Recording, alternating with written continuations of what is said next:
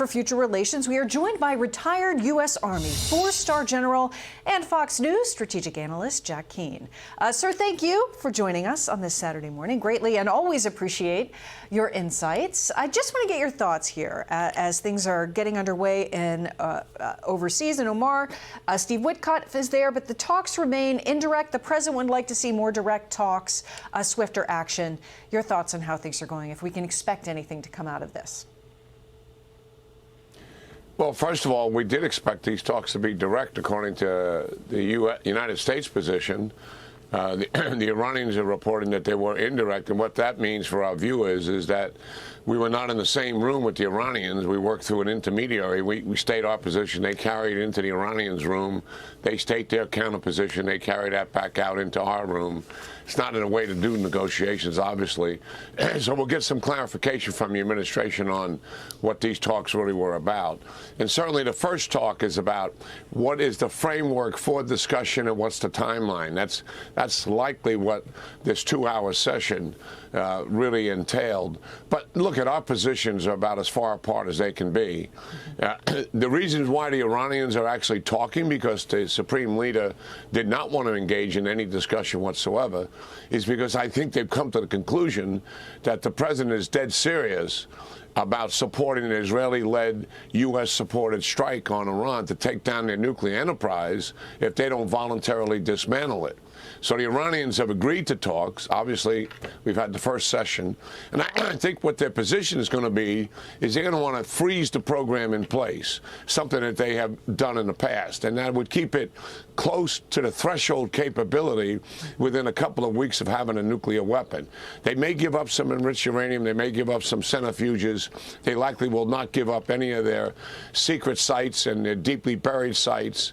But that's completely different from where the administration position is. They want them to voluntarily dismantle your entire program, give up the highly enriched uranium, give up the centrifuges, give up the facilities themselves, give up the missiles that are going to deliver these systems, and then, and this is key, anywhere, anytime inspections. In other words, independent inspectors determine where to go to look and verify what is taking place. The Iranians have never granted that, and that is one of the reasons why we're in this position today with the Iranians so close to a nuclear weapon, because they let inspectors go to X, but meanwhile at Y is a secret site, and they're continuing to develop nuclear weapons. Yeah. So we're far apart. We'll see if we can come together with this. I'm not optimistic here.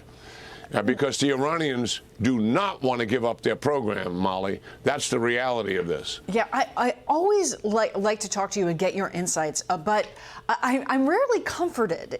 And in this particular case, it seems like these talks are about just getting to the real talk, to getting to the same table, you know, laying out parameters or whatever needs to be done to even begin real discussions. And so I'd like to get your thoughts on that, but also on what this means for our allies. As you mentioned, the president talking about military options being on the table, and Israel taking a lead in that regard. Well, certainly, if the ultimatum that the president has issued, and we've heard him say it many, many times, if the Iranians do not come to a deal and an agreement to dismantle their program, then it will be done by force.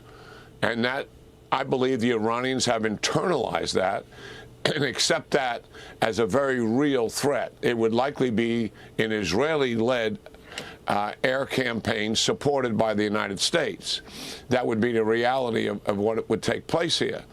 But the allies in this have snapback sanctions that they can use against the Iranians over the next 60 days, impose tougher sanctions on them, and the Iranians know that. The other thing, though, is Iran is getting significant help.